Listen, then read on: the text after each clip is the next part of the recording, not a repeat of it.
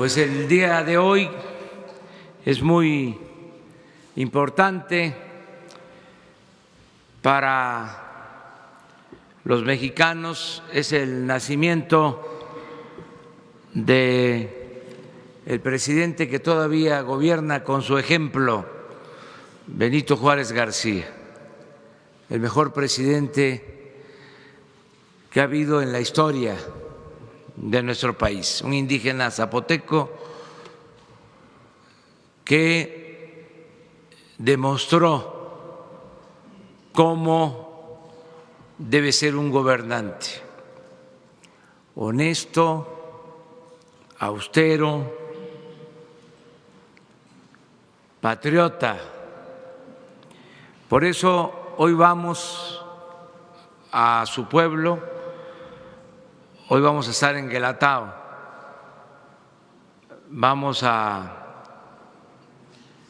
conmemorar este aniversario de su natalicio y de esas casualidades de la vida, coincidencias extraordinarias, hoy comienza la primavera.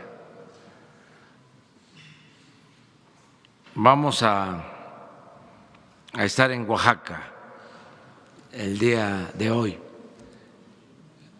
Al mismo tiempo, queremos informarles sobre la cancelación de la reforma educativa, porque ayer, en ejercicio de sus derechos, se manifestaron maestros y impidieron que se sesionara en la Cámara de Diputados y en la Cámara de Senadores.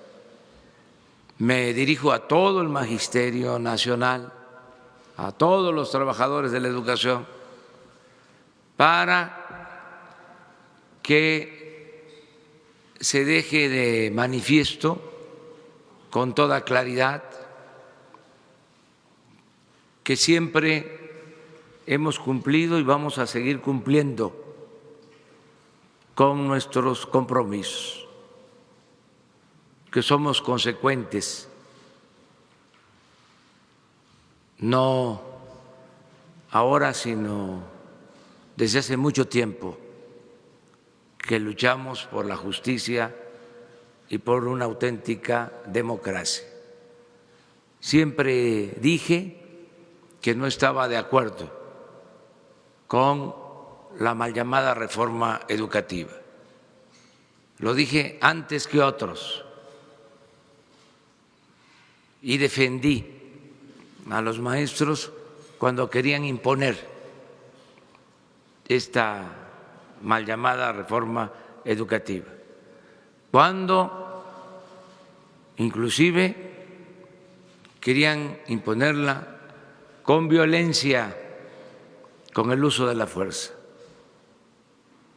Estando en la oposición, convoqué a los ciudadanos a defender a los maestros en los momentos más difíciles de su lucha. En la campaña, en los debates, cuando quisieron arrinconarme, pensando que iba yo a titubear acerca de mis posturas, y me preguntaron si iba yo a cancelar la reforma educativa, contesté que sí, abiertamente. Ya siendo presidente electo, en una conferencia conjunta con el presidente Peña, reafirmé mi convicción de que había que cancelar la mal llamada reforma educativa. Ya como presidente constitucional di instrucciones para la elaboración de una iniciativa de reforma a la Constitución. Se iniciaron foros, se consultó a maestros, a padres de familia, a profesionales, se consultó a todas las corrientes del Sindicato de Trabajadores de la Educación, a la CENTE, al CENTE, a todos, y se presentó esta reforma que abroga, cancela la mal llamada reforma educativa y hace una propuesta nueva, distinta, para hacer valer la educación pública, gratuita, de calidad, en todos los niveles escolares. De modo que considero que no hay razón, aunque existe el derecho libre a la manifestación, pero no hay argumentos para sostener de que estamos incumpliendo con nuestra palabra y con nuestro compromiso. No sé qué motiva este movimiento y quiero que se debata sobre este asunto de manera abierta al interior del movimiento magisterial, que lo hagan todos los trabajadores de la educación y de manera especial que se debata en el movimiento democrático magisterial para que se defina una postura con claridad, porque esto es algo parecido a lo que suele pasar, que grupos que en apariencia son radicales, sus actitudes demuestran más su adhesión al conservadurismo. Este es otro de los casos. Entonces, que se aclare, vamos al debate. Y decirles también a los que están tomando las instalaciones en el Congreso dos cosas. Primero, que estamos abiertos al diálogo, que tiene instrucciones para dialogar con ellos la secretaria de Gobernación y el secretario de Educación Pública. Desde ahora,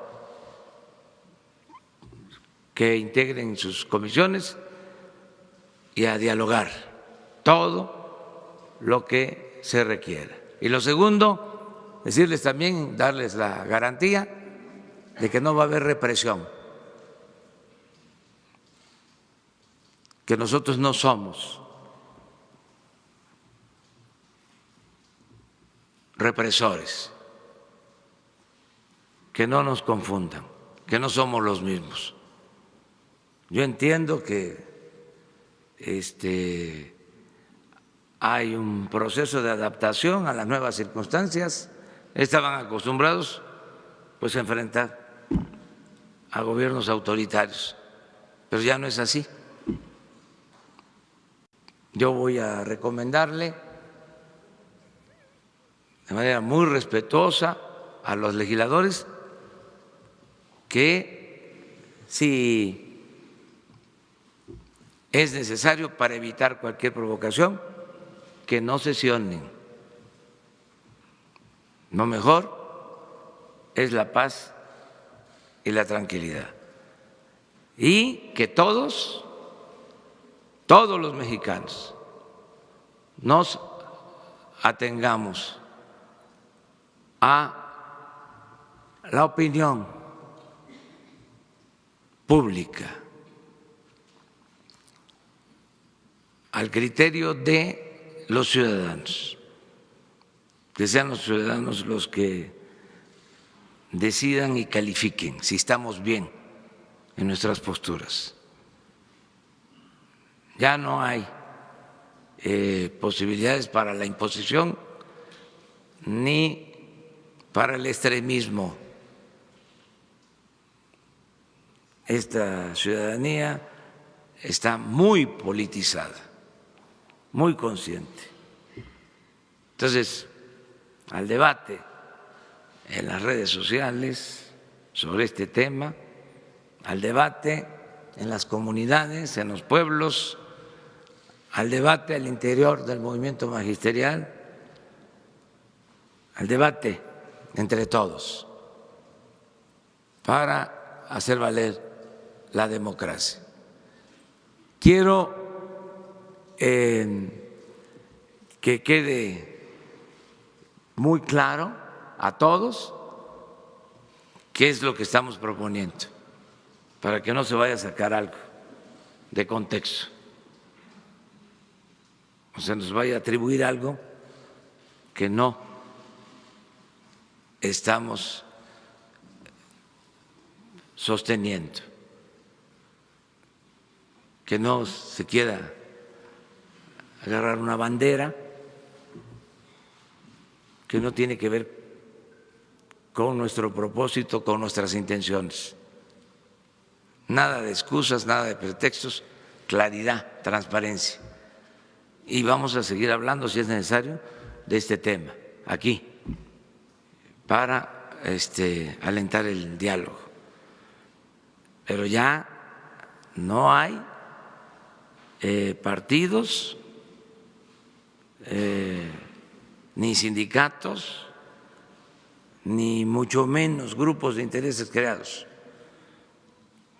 que estén por encima del interés general, del interés del pueblo de México. No hay favoritismo para nadie, para ninguna organización. Y como decía el presidente Juárez, que es muy oportuno recordarlo, y aplica nada por la fuerza, todo por la razón y el derecho. Le voy a pedir a Esteban Moctezuma que les dé a conocer cuáles son los puntos de la propuesta que se está haciendo y reafirmar mi compromiso de que se cancela la mal llamada reforma educativa.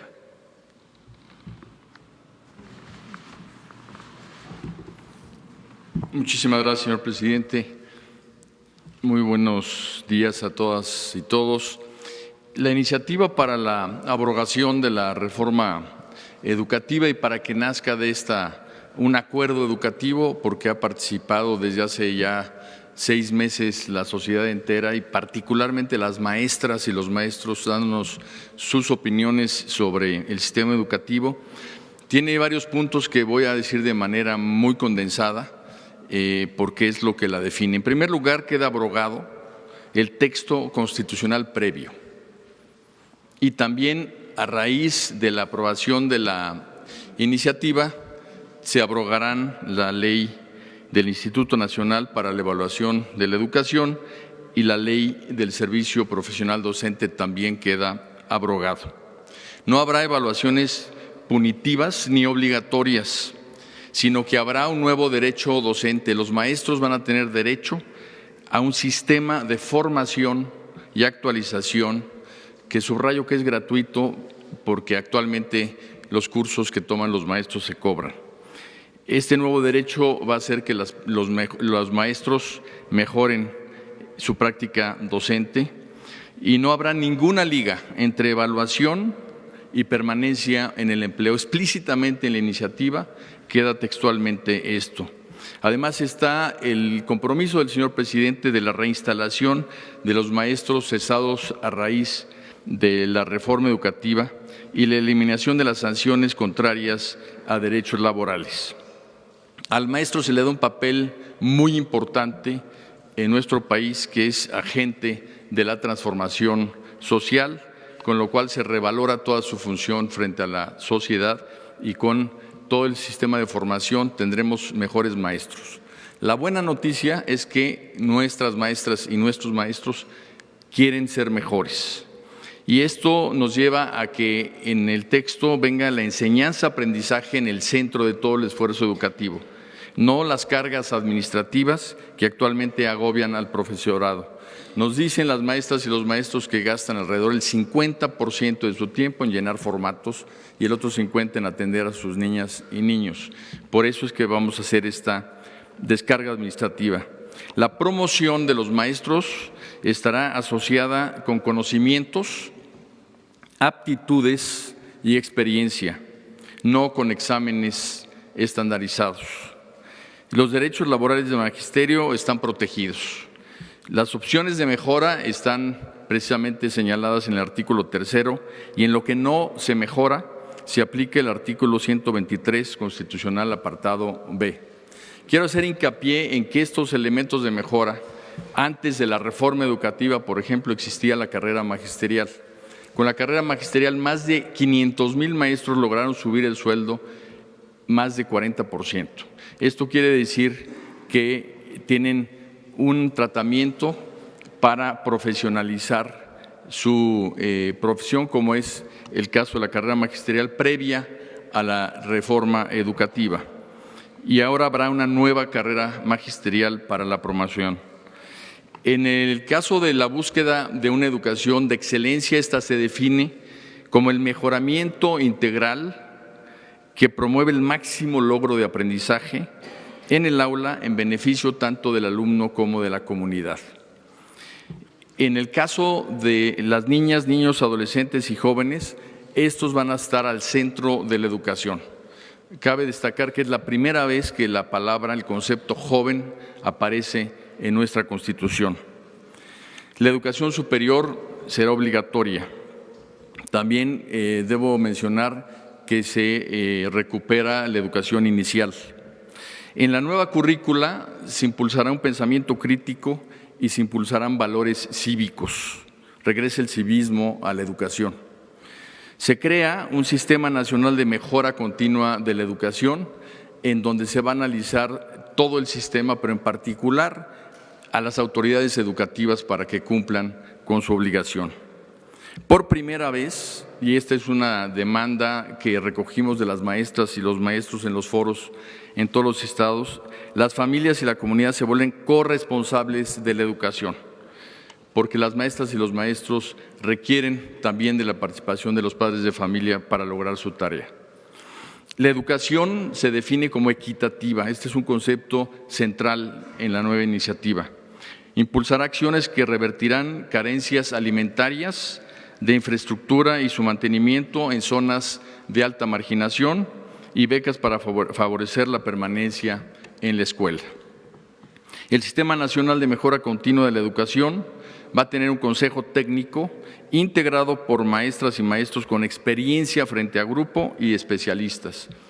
Estas maestras y maestros serán personas que ya hayan vivido frente a grupo y que sean expertas en educación indígena, en educación especial, en educación multigrado, para que no solo se tenga el punto de vista de un especialista, sino fundamentalmente de alguien que haya vivido la educación. Se fortalece la convivencia, el aprecio y el respeto por la naturaleza, por la diversidad cultural y por la dignidad de la persona.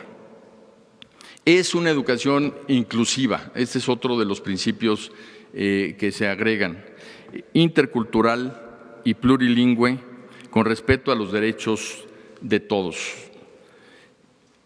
Formará a los agentes de cambio que México necesita, fortaleciendo la educación normal. Uno de los mayores esfuerzos que se van a hacer es precisamente tener una educación normal que realmente sea a la altura de los retos de nuestra educación pública. va a haber algo que es muy importante y que rompe totalmente con la reforma educativa previa. Una educación para las diferentes realidades de México, una educación pertinente con contenidos y políticas por regiones. Y vamos a invitar a los actores sociales a participar en estas tareas para que las regiones tengan expresada también en la educación pública su propia cultura y valores. Los adultos mayores tendrán garantizada la posibilidad de ingreso a las instituciones educativas en sus distintos tipos y modalidades para aprender a lo largo de la vida. No se trata de que una persona que no aprendió y que ya es adulto tenga cerradas las escuelas. Van a poder participar para precisamente seguir o empezar a estudiar. Los planes y programas de estudio van a tener perspectiva de género. Y una cosa muy importante, van a estar centradas en ciencias y en humanidades. Esto es una definición muy importante, revivir las humanidades, y por ello habrá historia, geografía, civismo, filosofía, tecnología, innovación, lenguas indígenas, lenguas extranjeras, artes como la música, educación física, deporte, promoción de estilos de vida saludables, literacidad, cuidado del medio ambiente y cultura de paz. Toda la educación va a estar garantizando que nuestros niñas, niños y jóvenes sean personas que sepan defender los derechos humanos, que conozcan lo que es la igualdad sustantiva, la cultura de paz, la honestidad. Va a haber un especial énfasis en la honestidad, en los valores y en estar siempre en una mejora continua. Contribuirá a la mejor convivencia humana, al respeto por la diversidad cultural y por la naturaleza. Será una educación inclusiva y se va a garantizar la educación especial para las personas con discapacidad. Se respeta y promueve la autonomía universitaria y el Sistema Nacional de Mejora Continua también tendrá un Consejo Ciudadano que le ayude con su criterio a tomar las mejores decisiones. Habrá cada vez mayor oportunidad de acceso a la educación superior hasta lograr cero rechazo, y educará no solo para el empleo, educará para la vida, no solo para capacidades cognitivas, sino también, además de ellas, capacidades socioemocionales y valores cívicos. En muy apretado resumen, señor presidente, esto es lo que contiene la iniciativa que en las comisiones de la Cámara de Diputados está por discutirse para abrogar la reforma educativa y hacer una nueva educación pública, porque lo mejor de la educación pública está por venir. Pues eso es básicamente lo que queríamos informar y abrimos la sesión. Quedó pendiente de ayer.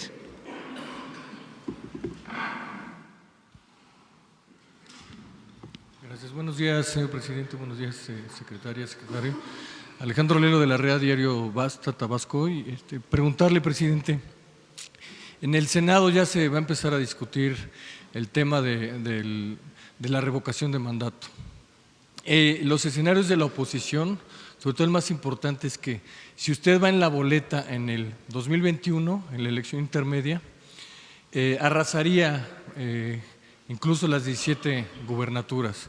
Y esto llevaría prácticamente, son los escenarios que ellos tienen, incluso gente de Morena, a la aniquilación electoral del pluripartidismo, y quizás estaríamos pasando nuevamente a una hegemonía de un partido político. La cuarta transformación requiere de la hegemonía de un partido político para consolidarse. Si me permite, ahorita le haría una siguiente pregunta, presidente. Miren, la democracia son los ciudadanos los que deciden y no hay que tenerle miedo al pueblo, no ver al pueblo como menor de edad. ¿Por qué la tutela? el ciudadano en México en los tiempos actuales es muy consciente. Creo que lo más importante de nuestro tiempo es esa politización de los ciudadanos, la fuerza de la opinión pública. Esto se usaba mucho durante la época de la Reforma y de la República restaurada, como parte del movimiento liberal. A Santana lo terminó venciendo no el ejército liberal, sino lo terminó venciendo la fuerza de la opinión pública, porque ya la gente estaba harta de este caudillo que fue 11 veces presidente de México y engañó una y otra vez hasta que la gente dijo se acabó y se tuvo que ir. Luego regresó ya grande, pero sin tener ninguna fuerza. Todavía cuando la intervención francesa fue a ofrecer sus servicios y le dijeron ya no, porque la sociedad quería los cambios. Es lo que está pasando actualmente. Esa es nuestra fortaleza. Hay una voluntad colectiva dispuesta a llevar a cabo una transformación en el país. Entonces, que sean los ciudadanos los que decidan. Inventaron nuestros adversarios lo de la reelección, ya era para reelegirme. Ya dejé de manifiesto de que eso va en contra de mis principios, de mis convicciones, que soy partidario del sufragio efectivo, de la no reelección. Muchos de ellos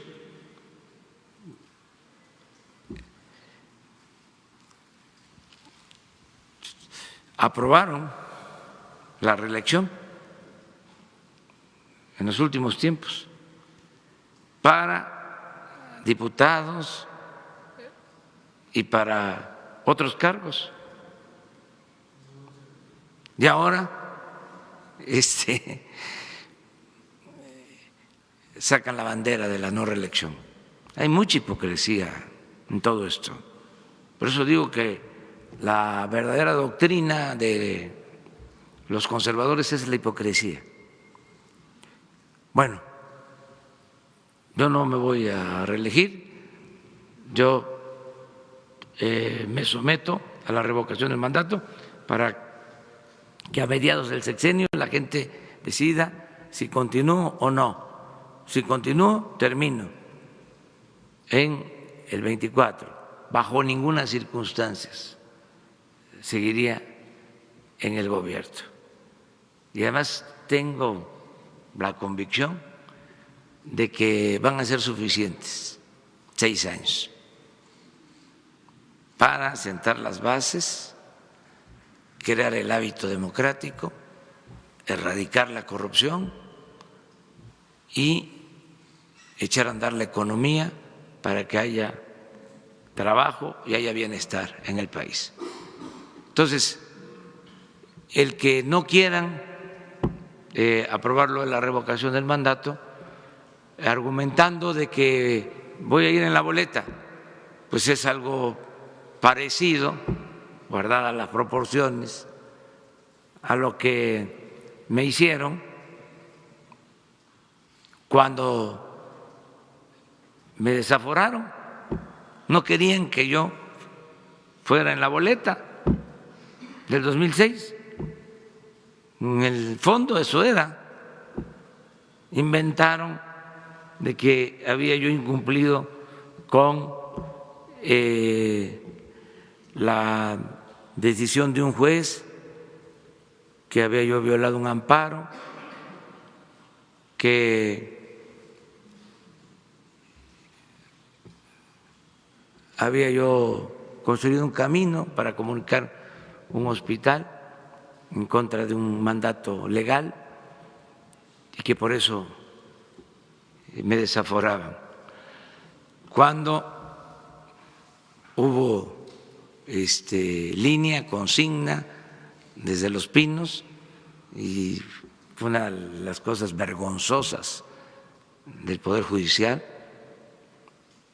que llamaron a Los Pinos para darle instrucciones al presidente en ese entonces de la Suprema Corte de Justicia, y se confabularon todos, los legisladores, todo el Congreso, se unieron para desaforar. No está así ahora, es distinto. Pero, pues, ¿cómo es eso de que no aparezca yo en la boleta? Eso es, además, si una boleta aparte es aprovechar de que se va a llevar a cabo una elección a mediados del sexenio para elegir al nuevo Congreso, en particular a la Cámara de Diputados y otros cargos, pero es una urna aparte donde lo único que se va a preguntar es: ¿quieres que continúe el presidente o que renuncie? ¿Sí o no? O sea, que continúe o que renuncie. Y ya, esa es una boleta. Hasta podríamos organizarlo, lo que pasa es que queremos hacerlo pues de manera legal. Lo hice cuando fui jefe de gobierno, me sometí a la revocación de mandato, nada más que esa consulta fue telefónica. No sé si se pusieron también mesas, pero sí me acuerdo de que a mediados de mi mandato como jefe de gobierno se consultó igual si querían que yo siguiera o que me fuera. ¿Cómo consulté si aumentaba el precio del boleto del metro o no? Como consulté varias cosas. Entonces ahora, si se aprueba esta reforma, pues es un asunto legal y aplicaría para la presidencia de la República, pero después podría aplicar también para gobernadores, para senadores, para presidentes municipales. ¿Por qué aguantar a un mal gobernante? ¿Por qué aguantar 6 años a un mal presidente?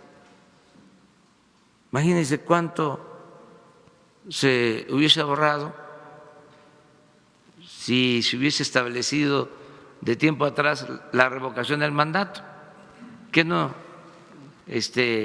era suficiente 3 años para saber cómo iba a terminar un sexenio. Entonces es un derecho, además, ciudadano. El pueblo pone, el pueblo quita, es el artículo 39 de la Constitución, es la democracia participativa. El pueblo tiene en todo momento el derecho de cambiar la forma de su gobierno. Eso es lo que estoy planteando. Me dicen algunos, ayer estaba yo viendo,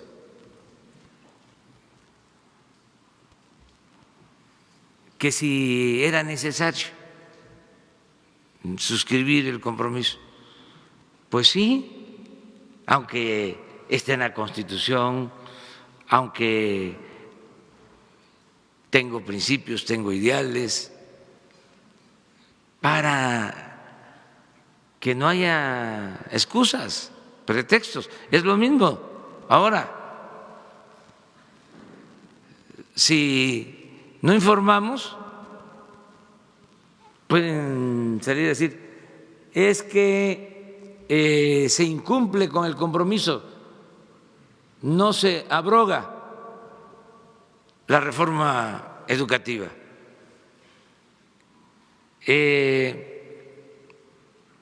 Va a continuar el sistema de evaluación punitiva. No, no va a continuar. Miren, de todos los puntos que planteó Esteban, hay uno importantísimo, el de la gratuidad y de que la educación superior sea obligatoria. Esta es una gran reforma, porque todo el proceso en contra de la educación pública, gratuita y de calidad comenzó. Volvemos a lo mismo. Con Salinas,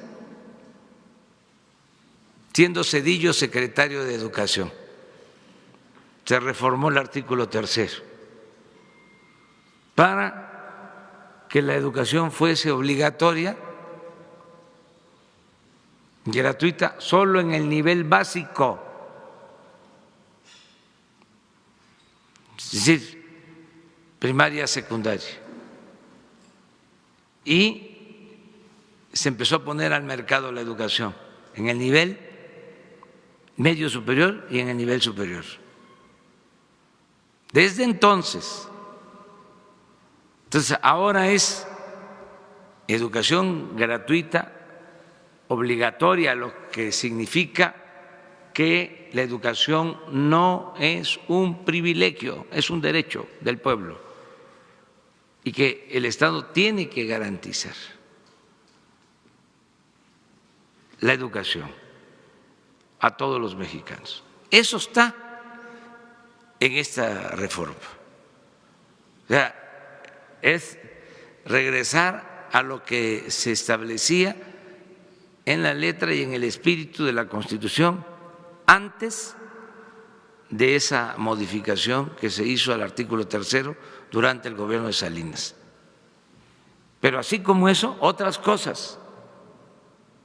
El que ya no exista el Instituto de Evaluación, que siempre consideramos que fue una canallada, porque se hubiesen creado institutos de evaluación en todo el gobierno para evaluar a los médicos, para evaluar a los diputados, a los senadores, para evaluar al presidente, y se dirigieron únicamente a los maestros y todo el discurso de desprestigio al magisterio, echándoles la culpa de que la mala educación en México era porque ellos no estaban capacitados o por el ausentismo o porque eran revoltosos o porque no trabajaban,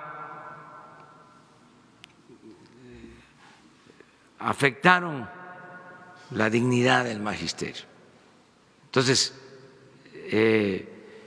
ya son cambios importantes. Toda esa corriente conservadora, muy hipócrita, que defendía supuestamente, ¿no?, la calidad de la educación, que siempre decían, y los niños, y nunca repararon de que había un régimen corrupto que impedía atender a la gente humilde, a la gente pobre, y que la educación está estrechamente relacionada con las condiciones de vida de las familias, de los niños. Por eso, todo este cambio, toda esta reforma, pero tu pregunta acerca de la revocación del mandato, los legisladores van a decidir lo que ellos consideren. Yo hice ese compromiso y no solo en esta campaña. Si ustedes ven los compromisos en el 2006, en el 2012, está la revocación del mandato. Vamos a ver en qué termina esta situación. Gracias, presidente. La otra pregunta sería, el lunes nos presentaron el diagnóstico de Pemex, vemos un decrecimiento en ingresos, en producción, en campos, y sin embargo 2013 se da una calificación, pasa de triple B menos a triple B, no, perdón, de triple B a triple B más. Y ahora, al principio de su sexenio, la calificación baja 2 puntos de triple B más a triple B menos, cuando el proyecto es un crecimiento de la empresa. El punto aquí quizás más interesante y relevante es que la deuda también en ese periodo aumentó y ahora no se contrata deuda. ¿Será que las calificadoras, así que califican mal por no contratar deuda? ¿Hay alguna relación con eso? Esa sería la pregunta concreta. Y ya nada más, para tener, presidente, aprovechando el día, ¿usted considera que el presidente Benito Juárez cometió errores y cuáles serían estos? Gracias, presidente. Bueno, acerca de las calificadoras, no quiero yo contradecir sus análisis. Sí hay esta falla o este comportamiento que resulta ilógico. Puede tener una explicación, puede ser que ellos consideren otros factores, no solo el del aumento de deuda o el de producción o el que tiene que ver con los precios del petróleo. O sea, como se hacen estos casos, son una serie de indicadores, ¿no? Pero sí es muy extraño, sería bueno, sano, no es reproche, que explicaran. O sea, ¿por qué cuando no se invirtió en Pemex nada? Cuando se paró Pemex en los últimos 3 años de la pasada administración y creció tanto la deuda, calificaron como muy bien el desempeño de la empresa. Y como ahora que estamos incrementando la inversión, que se van a explotar 20 campos nuevos, que no hemos solicitado deuda, se califica en riesgo a Pemex. Yo creo que algo que les falta, y es una recomendación respetuosa,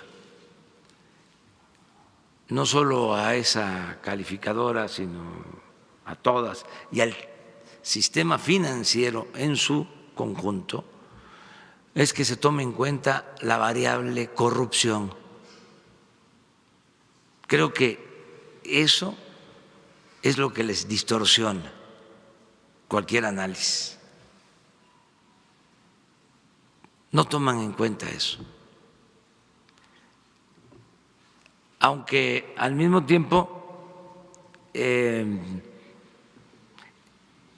sí hay ya en el mercado financiero una lectura distinta, se empieza a dar un cambio.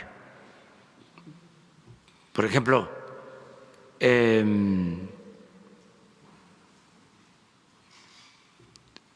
cae la calificación en Pemex, pero se fortalece el peso.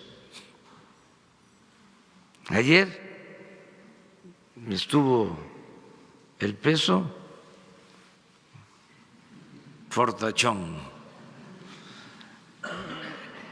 llevaba tiempo. Y eso pues tiene que ver con una lectura distinta del sector financiero.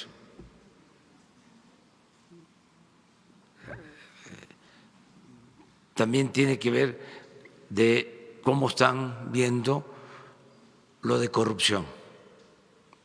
Yo atribuyo mucho la confianza a México por esta campaña que hemos emprendido en contra de la corrupción. Porque hay inversionistas, hay empresarios nacionales y sobre todo en el extranjero que traían esa preocupación, al grado de que ya en los acuerdos internacionales ya se incluía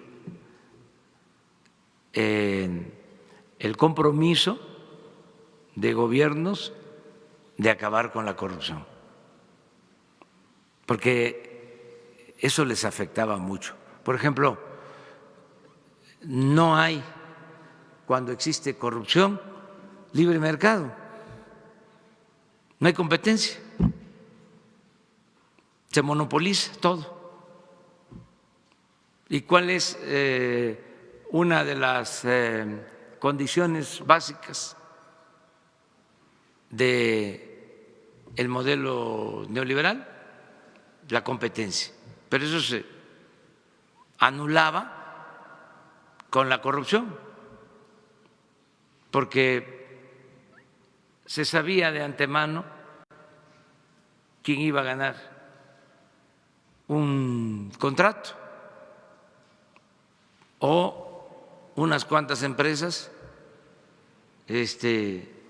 acaparaban todas las compras del gobierno, o había que dar sobornos para obtener contratos. Entonces, eso se termina, eso pone el piso parejo. Ayer, por ejemplo, se hizo una reunión con todos los proveedores de medicinas y acudieron muchos, y vamos a convocar de manera abierta, es una licitación internacional,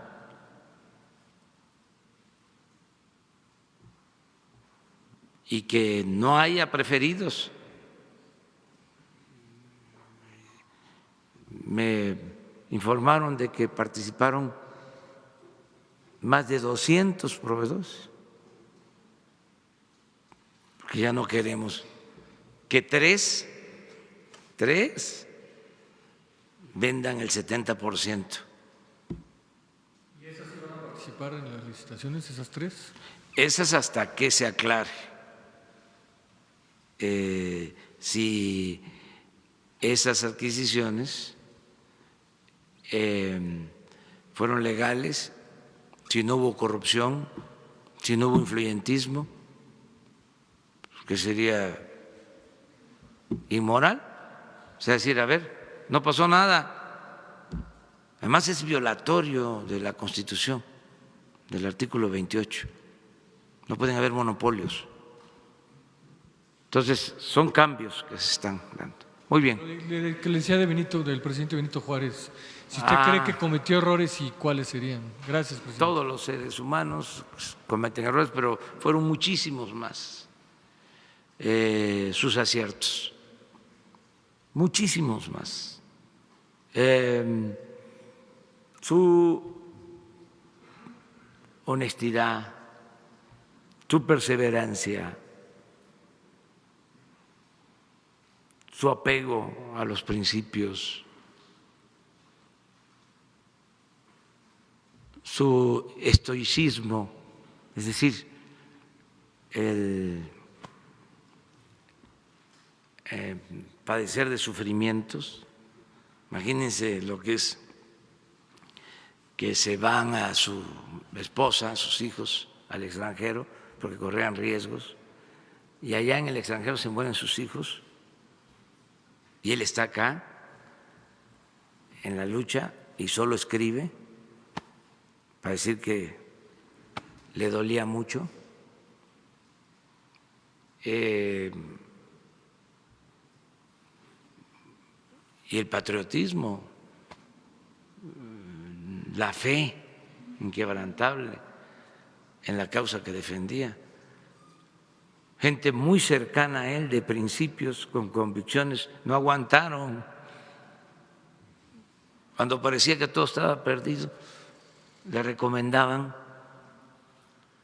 de que negociara, de que era lo mejor. No lo estaban haciendo moderados, sino los radicales del movimiento liberal. Y él dijo, no, nunca. Entonces, muchísimas virtudes y el mensaje de que se respetara nuestra soberanía, que México restaurara su república, una cosa grande. Una vez comenté que fue tan grande la fama, la gloria del presidente Juárez, que se le admiraba en el extranjero.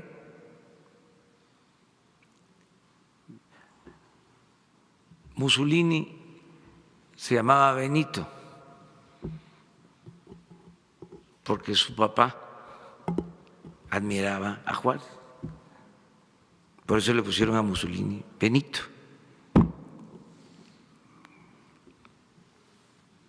Un dirigente con dimensión mundial, un gran dirigente. Y sus críticos, pues que hagan su trabajo, ¿no? ¿Yo por qué? ¿Y haberse reelecto fue algún error, no? Es que no voy a hablar de eso en estos momentos. Le decía del presidente Juárez. Son circunstancias y son tiempos.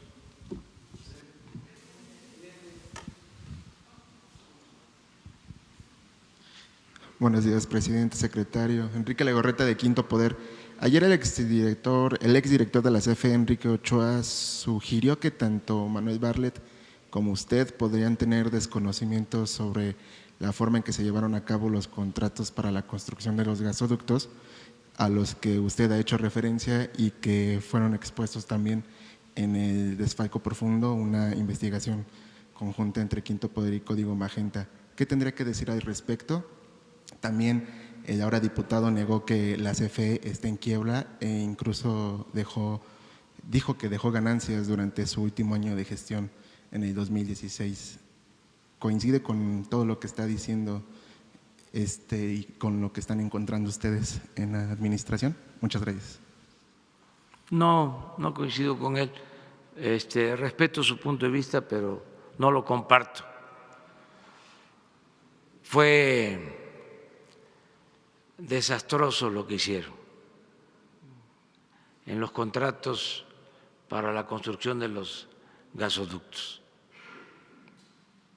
Son contratos leoninos.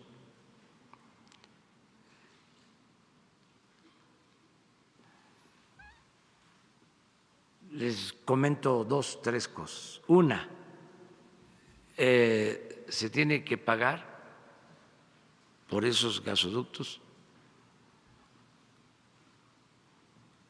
hasta 8 veces más lo contratado. Es decir, si el gasoducto tiene un costo de 1,000 millones, de dólares, hay que terminar pagando 8,000 millones de dólares.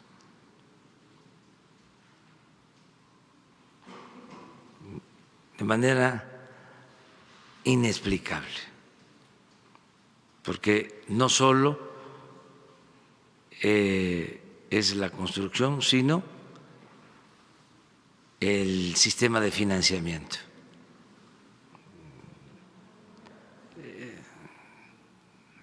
Totalmente desproporcionado.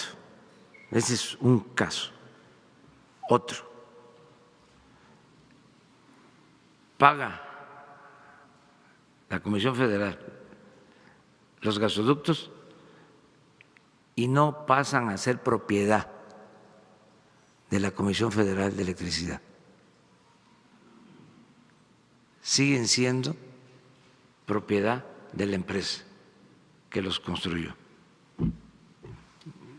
Increíble.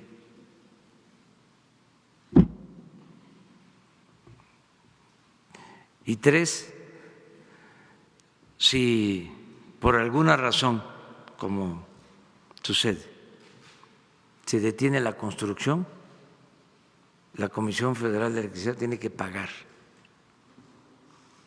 multas a la empresa.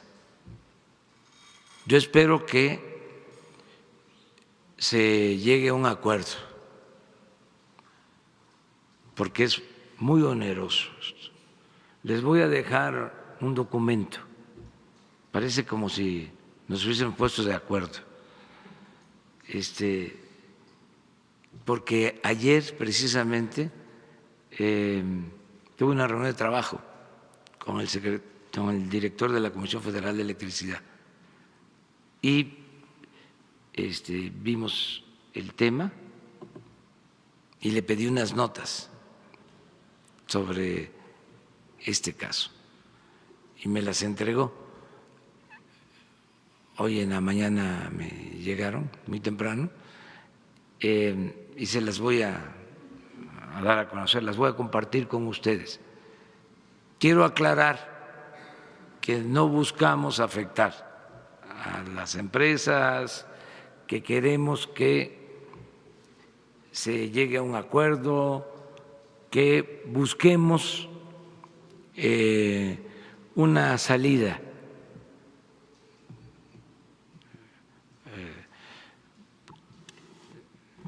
justa, equilibrada, que no perjudique al interés público y que tampoco las empresas salgan perjudicadas. Entonces tenemos que revisar esto.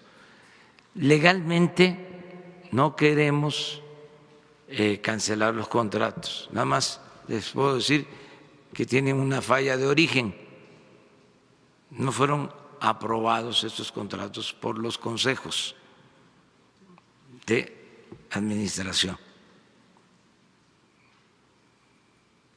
No se aprobaron por el Consejo de Administración de la Comisión Federal de Electricidad.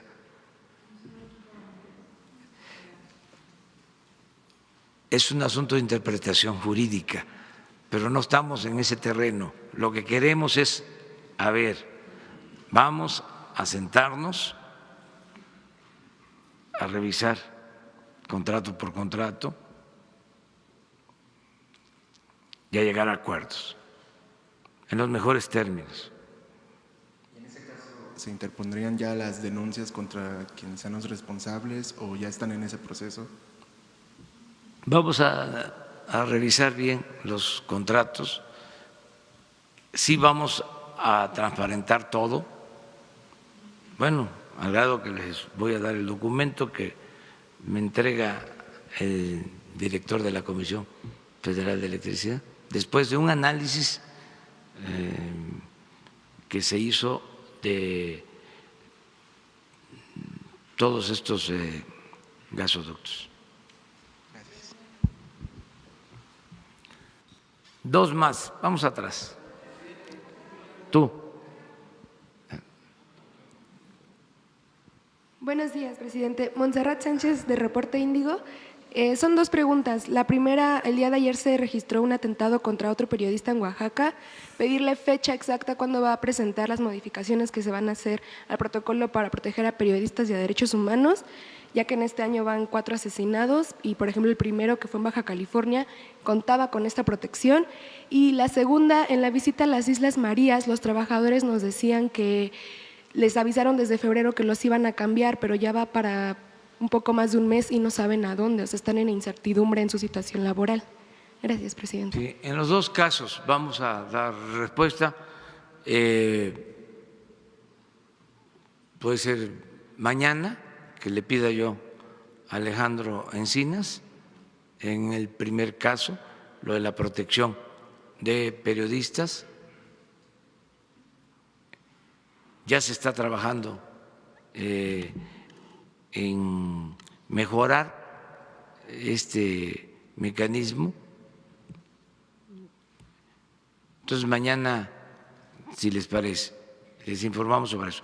Y lo mismo de lo de las Islas Marías, de que venga el responsable, Francisco Garduño, y les dé una respuesta, ¿no? Porque se han demorado y que también sirve para ver qué sucedió con los traslados, cómo se ha avanzado en el propósito de que si los reclusos lo solicitan, lo piden, se les acerque a sus lugares de origen, donde están sus familiares, a penales más cercanos a donde viven, que nos informen sobre eso, si te parece. A ver. Buenos días, Mariana León del Financiero. Dos preguntas, señor presidente. Usted habla ahora, junto con el secretario de Educación, de que no habrá evaluación para el ingreso al servicio profesional docente y que se recuperará la carrera magisterial que se había perdido. Hubo señalamientos en el pasado que la carrera magisterial se había utilizado como mecanismo para dentro de los sindicatos, un mecanismo corrupto para que los maestros pudieran ingresar y que también como un arma política para manipular a los maestros. ¿Cómo se puede garantizar que si no hay evaluación para el ingreso de los profesores, haya un proceso transparente y no se manipule a los maestros desde el sindicato para que puedan estar ahí? También ayer, en otro tema, usted esta semana habló sobre la nueva estructura que tendrán los coordinadores de los programas estatales. Esto implica un gabinete de seguridad, digamos, en cada uno de los estados. Los gobernadores habían elevado su voz para decir que era una preocupación que los coordinadores estatales estuvieran involucrados en temas de seguridad. ¿Cómo garantizarles que habrá una separación entre estos delegados y el tema de seguridad, que era una preocupación de los gobernadores? Es decir, ¿este nuevo gabinete de seguridad tendrá voz y voto en las acciones que lleve a cabo la Guardia Nacional? Gracias. No es lo mismo, es una forma de estructurar a las dependencias del gobierno federal en los estados, una forma de organizar. Como ya no hay delegaciones, no existen las delegaciones, se está ahora proponiendo que, además del coordinador general, para atender las peticiones, las demandas de los ciudadanos, existan 4 subcoordinaciones. Cada subcoordinación por gabinete, ya no por secretaría. Entonces, son 4 gabinetes, es un subcoordinador para el gabinete de gobierno y seguridad, otro subcoordinador para el gabinete de economía, hacienda, administración, otro gabinete para desarrollo energético o sector energético y comunicaciones y obras públicas, y otro gabinete de bienestar.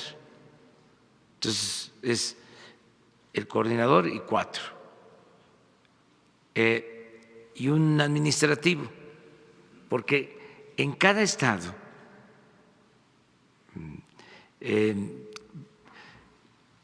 habían y van a quedar la mayoría de los trabajadores de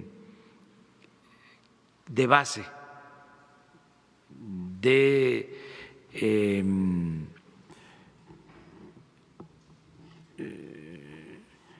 operación necesaria, sindicalizados, lo que se ajusta es lo de arriba, que es donde estaba el exceso. Entonces, abajo hay estados en donde pueden haber, sin considerar a los maestros, ¿sí?, o a los médicos, pueden haber hasta 3,000 trabajadores del gobierno federal. Entonces, pues se necesita un área administrativa. ¿Sí? Son muchos y requieren un área administrativa. Esa es la forma de organizar. No tiene nada que ver con la parte política. Es una manera de organizarnos para funcionar mejor en lo administrativo. Es que usted decía ayer que quedaría el delegado, el gabinete y abajo las 266 coordinaciones. Así. Entonces, esta duda surge porque si el gabinete de seguridad tendrá injerencia abajo de en las 266 coordinaciones que tienen que ver con el tema de seguridad y Guardia Nacional. Eso de que los coordinadores no son los que deciden en cuanto al tema de seguridad pública. Desde que hubo una inconformidad de los gobernadores, se llegó a ese acuerdo. Y en el tema de los maestros que le preguntaba, ¿cómo garantizar realmente que si no hay un examen para el ingreso de los maestros y se recupera la carrera magisterial, no se caigan estas prácticas que pasaron durante muchos años de manipulación de los maestros?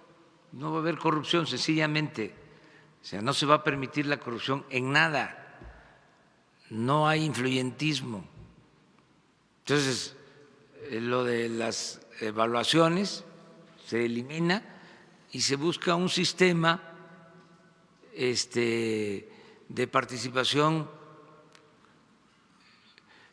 conjunta entre maestros, padres de familia, para resolver, sin que haya influyentismo, sin que haya recomendados, sin que se vendan las plazas, nada de eso, absolutamente. Yo creo que ya Esteban tiene una forma, ¿no?, para atender esto. Presidente, ¿y usted se va a reunir con los maestros de la coordinadora? Porque ellos habían solicitado ayer justo al secretario Moctezuma que se reuniera con ellos. Pues yo voy a Guelatao y sí creo que tanto la secretaria de Gobernación como el secretario de Educación los van a atender bien, los van a escuchar y se puede resolver el problema.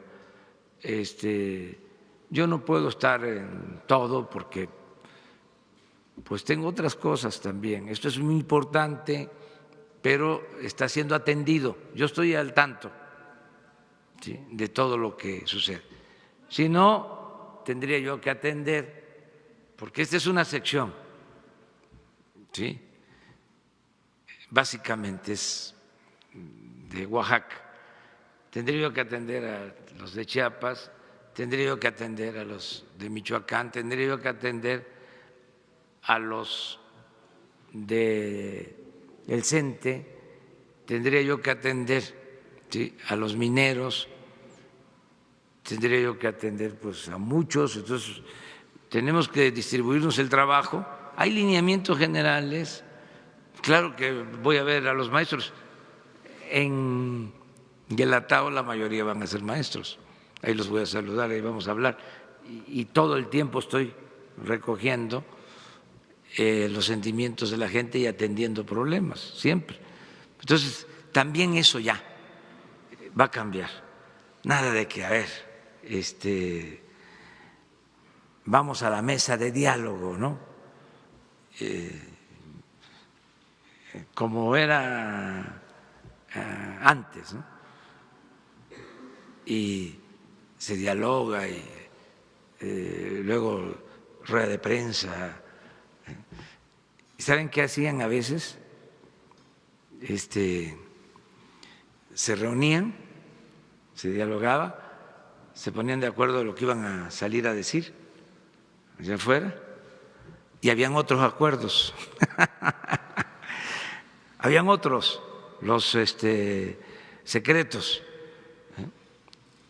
que se sabían después o a veces nunca se sabía. No, aquí todo transparente. Si se logra el diálogo hoy, si ellos que aceptan dialogar, ya mañana informamos que nos también presenten un pliego petitorio o sus inconformidades, también para darlas a conocer, a ver qué cosa es lo que quiere, cuál es la inconformidad, qué le falta, ¿sí? Porque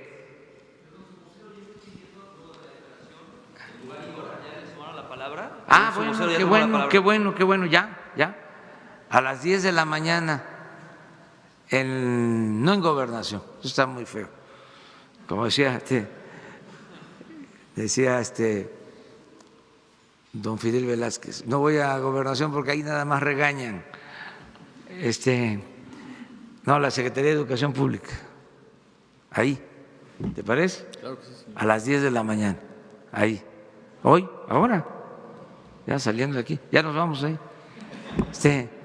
A las 10 de la mañana estaría Esteban ahí, los espera, y va a estar la secretaria de Gobernación. Oiga, ya no regañan en Gobernación, ya es la Secretaría para la Defensa de los Derechos Humanos, ya cambió completamente, ese es otro cambio, pero que ya no se esté visitando Gobernación, ya hay que cambiar todo completamente. En este caso, educación pública corresponde y ahí que se dé el diálogo. Pero, sí, perdón. Sí, muy brevemente, qué bueno que hiciste esa pregunta. Lo que literalmente dice la propuesta es que la admisión, promoción y reconocimiento del personal que ejerza la función docente, directiva o de supervisión se realizará a través de procesos de selección a los que concurran los aspirantes en igualdad de condiciones, los cuales serán públicos, transparentes, equitativos e imparciales y considerarán conocimientos, aptitudes y experiencia necesarios para el aprendizaje y el desarrollo integral de los educandos. O sea, al centro está el aprendizaje de los educandos y en función de eso se hace este proceso. Ahora, este proceso, curiosamente, también está de manera sugerida en el apartado B del 123, cuando dice que la designación del personal se hará mediante sistemas que permitan apreciar los conocimientos y aptitudes. Entonces, es algo que está totalmente en línea con los derechos laborales, pero sobre todo centrado en buscar el aprendizaje de los niños.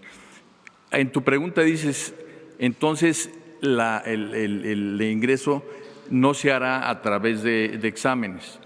Los exámenes anteriores eran estandarizados y eran exámenes de conocimientos nada más, y un maestro no podía mostrar lo bueno que era como maestro en un examen estandarizado. Por eso es que ahorita cambia radicalmente y considera aptitudes, considera experiencia, etcétera. Pero otra cosa más grave, no se aplicó en todos los casos la norma. Ya hemos informado que en varios estados hay mucha gente que tiene plaza y que ingresó sin examen a través de nóminas que estaban, digamos que ocultas. Y sobre carrera magisterial, no es que se vaya a regresar la carrera magisterial. La carrera magisterial funcionó muy bien durante los primeros años. Incluso la carrera magisterial al principio nació con exámenes voluntarios de los maestros. Los maestros que querían se examinaban y era la promoción de la carrera vía alrededor de 5 criterios diferentes. Esa carrera poco a poco, como tú dices, se fue cambiando y se fue degradando, pero duró 27 años, quiere decir que nació muy robusta.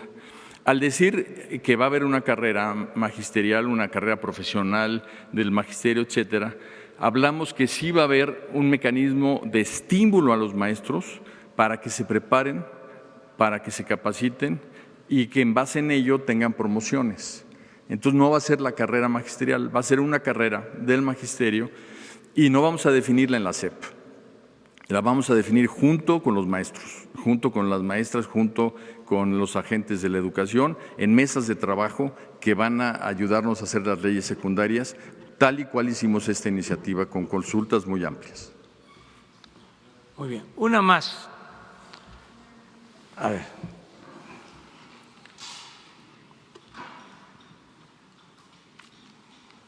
Sí, tú. Presidente, buenos días. Agustín Velasco de Uno TV. Yo le quiero preguntar acerca de esta reunión con Jared Kushner. ¿Por qué hacerlo en una casa privada y no en Palacio Nacional o en la Secretaría de Relaciones Exteriores si es un encuentro bilateral? Eso por un lado. Y por otro lado, el tema de la revocación del mandato. ¿Está usted en la disposición de ser flexible en cambiar la fecha, cambiar el formato, con tal de llegar a un acuerdo con la oposición y que su nombre no aparezca en la elección intermedia? Gracias. Bueno, lo de la visita se hizo en una casa particular de un amigo en común porque se ajustó el horario. Él viajó de Estados Unidos solo a este encuentro, tenía su agenda, igual yo tenía compromisos y se podía llevar a cabo esta reunión a esa hora, a las 8 de la noche, y estuvimos hasta las 10, 10:30, ¿no? Sí.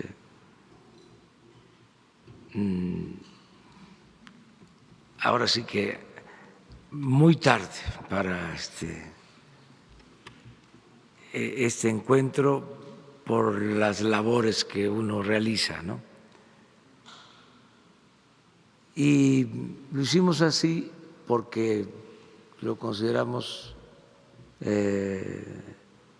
normal, ¿sí? Hacerlo en ese plan de amistad.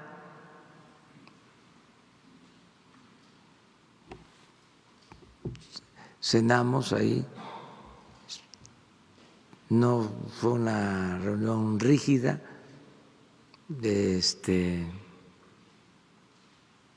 acartonada, fue una conversación circular, como son a veces estas reuniones muy importantes. Entonces, por eso se decidió hacer. No, porque habían testigos y lo informamos. Ninguno, porque pues fue un encuentro amistoso. Sí se habló del tema del tratado, ya lo mencioné, reafirmamos nuestro compromiso de que se debe de aprobar ese tratado, porque hay cosas que benefician al país. ¿Pero por qué la resistencia de un vicepresidente de una televisora? Porque pues así se dieron las circunstancias. A lo mejor en otra ocasión me voy a reunir con alguien en casa de un periodista, amigo, o en casa de un campesino, o en casa de un maestro. Así se dieron las cosas. Hay también la coincidencia de que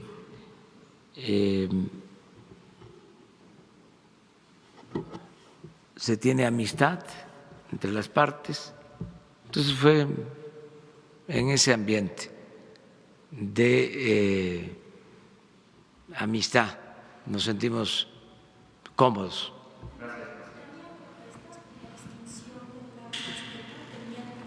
No, ya eso yo expresé aquí, me lo preguntaron y dije que yo no me oponía a eso.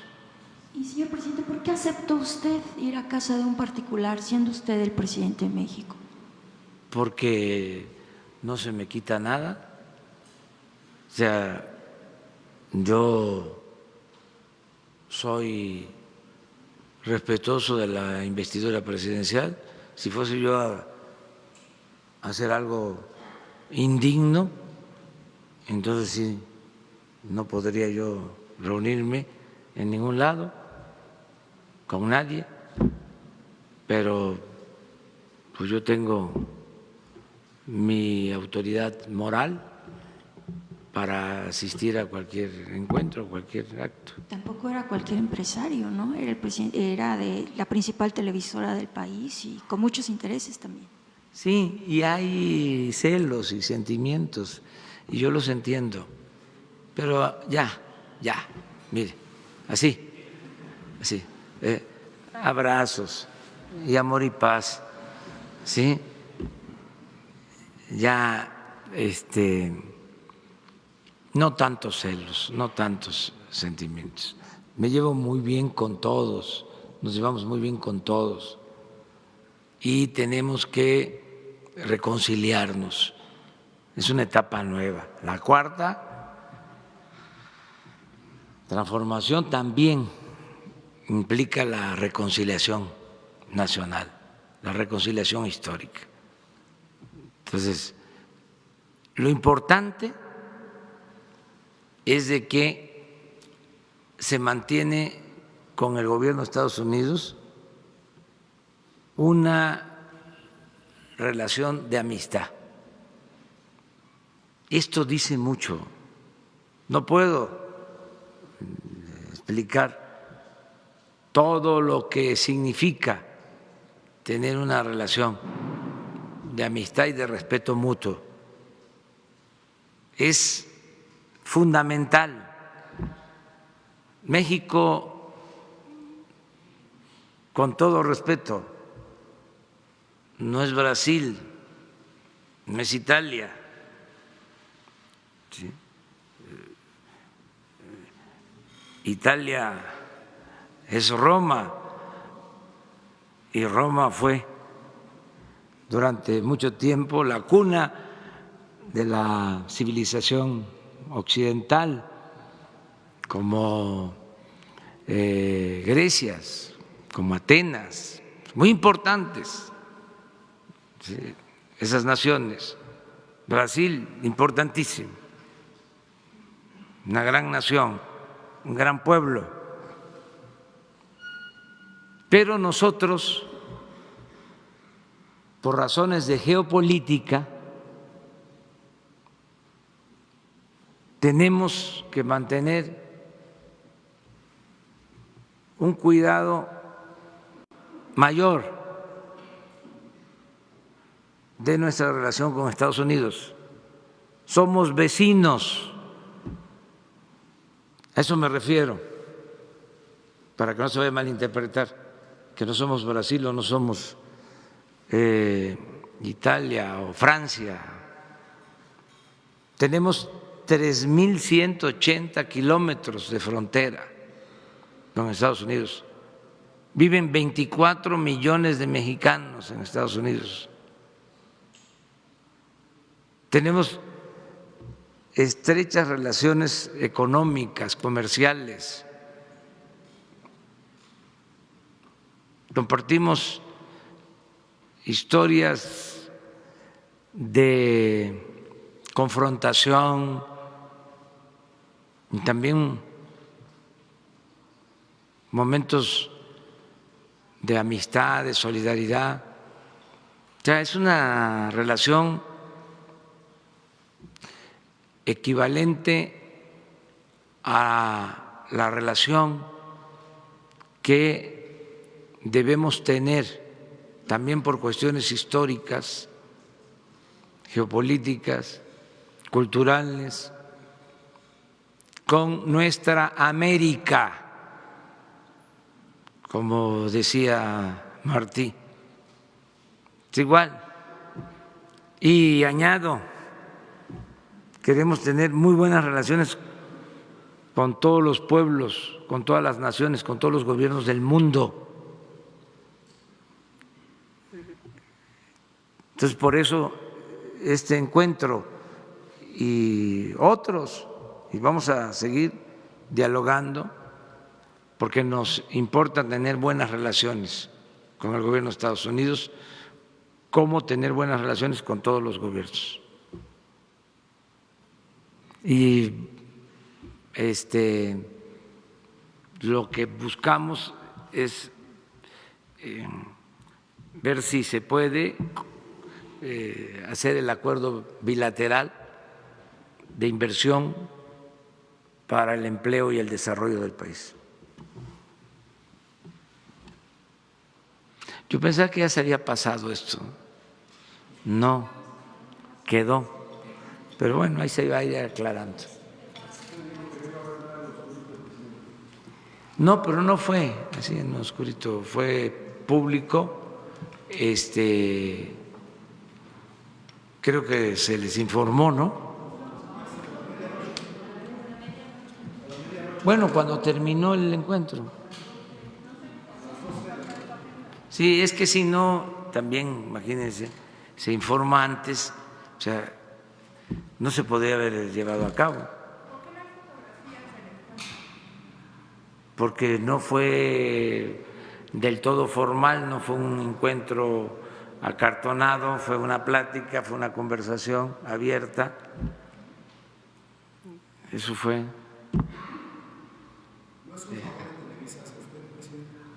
No.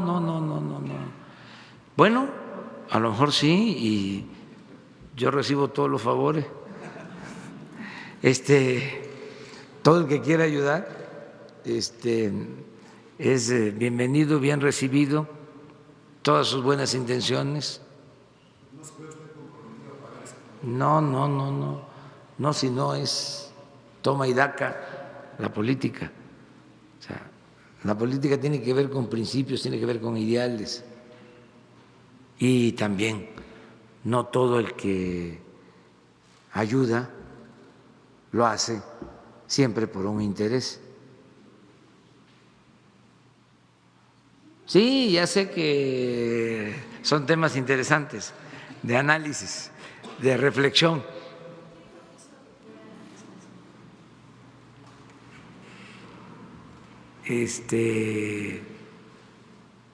Conjuntamente.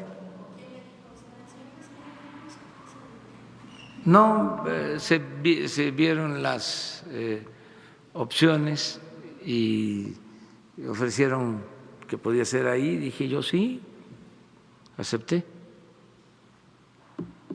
Así fue. Tan. Sí.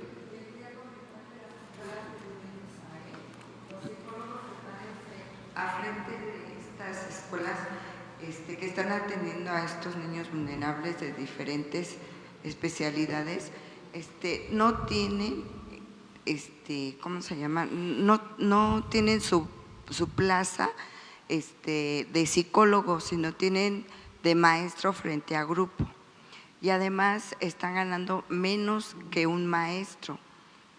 Y también no les han entregado su nombramiento, que lo tienen que ir a buscar hasta Toluca, en el sindicato. Hay muchas anomalías en ese aspecto. ¿Qué medidas se van a tomar? Mire, todo lo que es el sector educativo, como el sector salud, tiene esas irregularidades.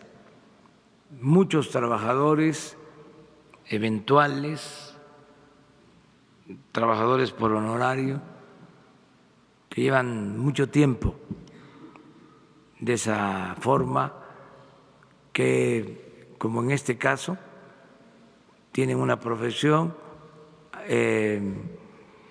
llevan a cabo un trabajo y les pagan como si ocuparan o desempeñaran otro trabajo, otra tarea. Todo esto lo tenemos que regularizar. No va a ser fácil, y he venido diciendo de que no lo vamos a poder hacer de la noche a la mañana. Nada más en el sector salud son 80,000 trabajadores. Pero sí, el plan es regularizar a todos los trabajadores. O sea, para decirlo con toda claridad, como se entiende mejor, basificarlos, pero gradualmente. Entonces, estamos definiendo en el caso de salud un procedimiento para empezar con los que tienen más antigüedad como eventuales, ¿sí? Y así ir avanzando. Lo mismo en el sector educativo, todo esto que estás planteando. Son de las cosas que queremos hacer durante el sexenio. Sería demagógico decir que lo vamos a resolver este año. No vamos a poder, no podríamos. Es mucho lo que tiene que hacerse y implica también recursos, implica tener más presupuesto, pero sí el compromiso de ir gradualmente resolviendo estas cosas. Contigo terminamos, sí. Muchas gracias. Buenos días, señor presidente. Miguel Arzate, del Sistema Público de Radiodifusión, Canal 14. Preguntarle, señor presidente, si tiene información de qué motiva a la CENTE a manifestarse. Ya tuvo un acercamiento con el secretario de Educación en la SEP cuando el conflicto en las vías del tren y se llegó a un acuerdo. Ahora, este bloqueo que hubo en la Cámara de Diputados piden que se derogue la reforma educativa. Su gobierno ha manifestado que ese es el camino, pero siguen estas manifestaciones. ¿Qué motiva a la CENTE? ¿Qué hay detrás de estas movilizaciones? ¿Quién está detrás de la coordinadora? ¿Tiene información? No tengo información y no quiero aventurar nada, pero lo mejor es aclarar las cosas. Qué bueno que se va a dar el diálogo, qué bueno que tratamos el asunto. Tenía yo ganas de decirlo. Desde ayer tenía yo ganas de hablar de esto. Es decir, a ver, ¿cómo que piden que se derogue la reforma educativa si eso es lo que estamos haciendo? Entonces, ¿por qué esa actitud? Está consensada, está consultada con las bases, porque ser organización democrática implica mandar obedeciendo. Nada de que un sector, una facción, una corriente va a tomar decisiones que corresponden a todos. Entonces, por eso, a ver, ¿de qué se trata? ¿Cuál es la inconformidad? Y entendernos de esa manera y respetarnos. Y las dos cosas. Primero, diálogo. Y segundo, cero represión. Imagínense que el presidente de la Cámara de Diputados, de la Cámara de Senadores, solicite el uso de la fuerza pública. No se frotarían las manos los conservadores, los fifí. No, no somos iguales. No, si el problema lo van a tener. Ya no se puede ser rebelde sin causa. Ya no se permite eso. ¿Quién no lo permite? El pueblo de México. Ya no se puede. Los mismos diputados, los mismos senadores, los jueces, magistrados, ministros, nosotros los servidores públicos que tenemos que ver con el poder ejecutivo, ya no se puede hacer nada a capricho. Si no se argumentan las cosas, si no se tiene la razón, si no es una causa justa, ya lo ven a uno con malos ojos, los ciudadanos, la gente. Eso ya cambió completamente y hay que avisarles a muchos, hay que tocarles la puerta.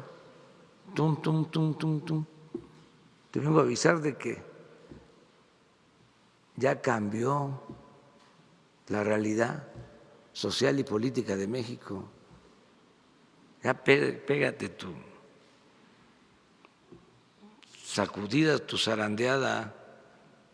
Ya, es esto otra cosa. Por eso ahorita que acordamos aquí, entre todos, que se propuso, ¿dónde? Gobernación. No, ¿qué gobernación? Educación pública. Cambio completo en todo. Y yo espero que esto mejore y todos van a ayudar, todos. Y los maestros son muy conscientes. Y puede ser que sea desinformación, que les haga falta que se les explique más, o desconfianza, porque también son muchos años de engaños, de mentiras. A lo mejor están pensando, van a presentar la iniciativa, pero allá adentro va a haber traición y no van a aprobar lo que queremos. Pueden estar pensando eso. Hoy en la mañana, cuando me informaron de que había la posibilidad, que habían dicho algunos legisladores, de que una sede alterna, imagínense eso, fuese el centro bancario, ¿cómo se llama? Banamex. ¿Saben que ahí se hizo la reforma educativa? ¿Cómo nosotros vamos a hacer esas cosas? No quieren dejar de mencionar mi opinión, o sea, claro que lo tiene que decidir el Poder Legislativo, que no se sesione, pero no vamos. Eso es una vergüenza, eso es indigno, y tienen que buscar la manera de que se sesione, y quieren estar ahí un mes, pues ni modo. Pero yo no voy a ordenar el uso de la fuerza. Esto no es un gobierno represor, y que cada quien asuma sus responsabilidades. Pero sí aclararles que se cancela la mal llamada reforma educativa. Y como esto lo están escuchando maestros de todo el país, y esa va a ser la información. Entonces, los mismos maestros, ahora que regresen los maestros a algunas comunidades, les pueden decir, la misma gente, y a ver, ¿qué fuiste a hacer allá?